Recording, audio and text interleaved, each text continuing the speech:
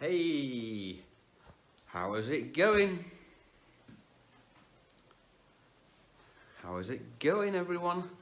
So, it's not all good, it's not all fantastic.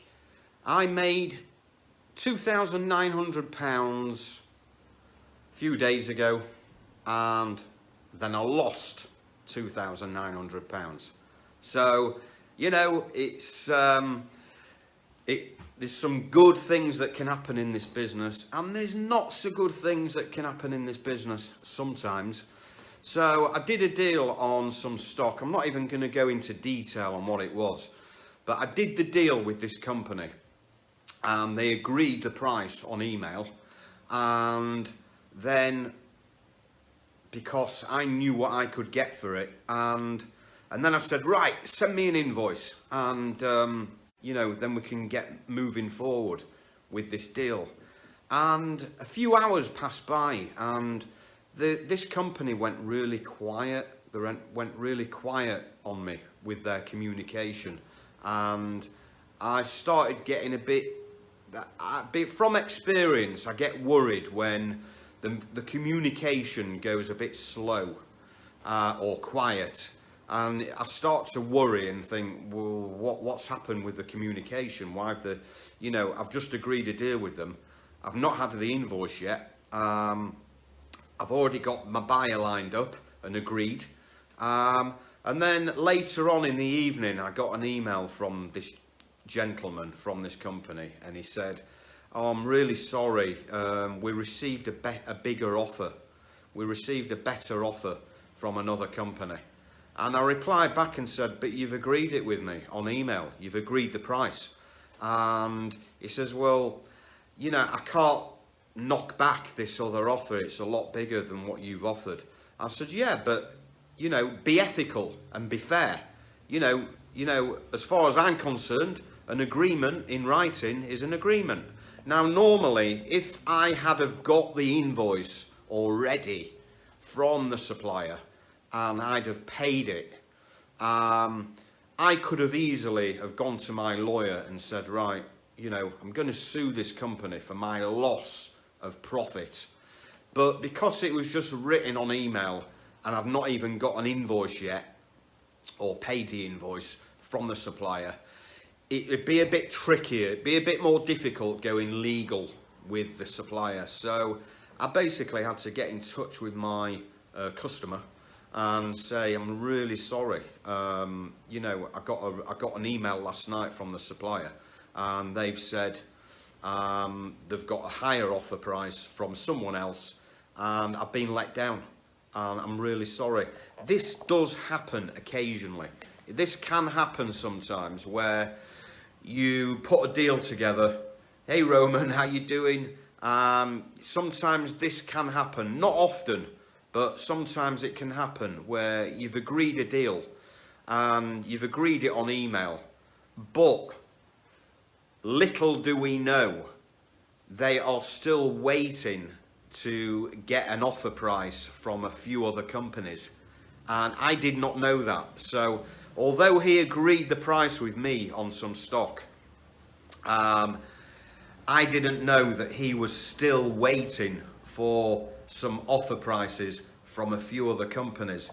He got an offer from another company quite a bit higher than what I offered, and he accepted their price, and there was nothing I could do, because, as I say, if I'd have got his invoice and he'd have done that, then that is more of a binding contract. That's a bit more of a binding contract rather than just a few words on email saying, "We agree your price." But if he'd have sent me an invoice, that is that's a bit more of an airtight contract.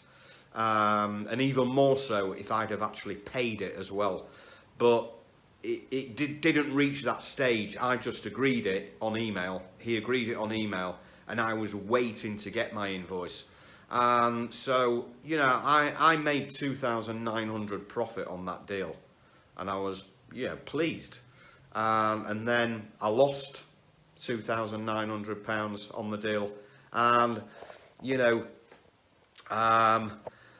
all I can say is, and I've said this before, is a profit is not a profit until the money is in your bank, because things can happen, things could go wrong. And, you know, obviously I thought I'd agreed a deal, and I thought I'd earned £2,900, and I didn't, because the deal wasn't completely done. I didn't have the invoice, and I hadn't paid the invoice, I hadn't got paid from my customer.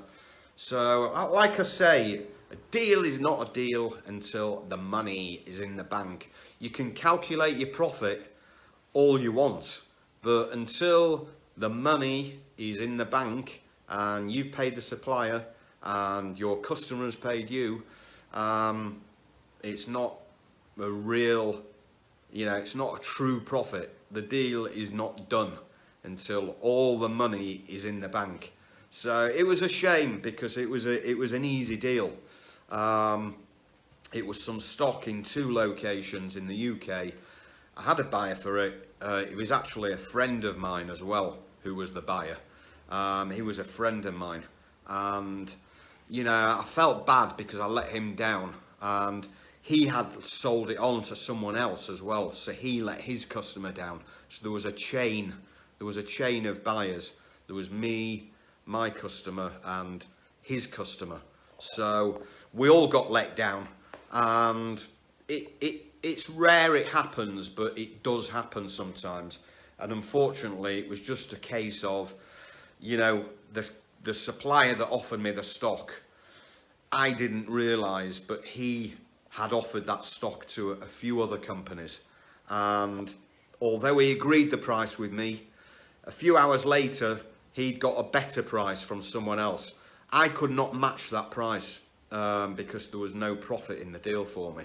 So I could go up a little bit, but I couldn't match the price of this other buyer. So it was just dead deal. It happens. As usual, don't forget to hit the subscribe button and the notifications as well if you want to receive all my latest videos on a day in the life of a surplus stock trader.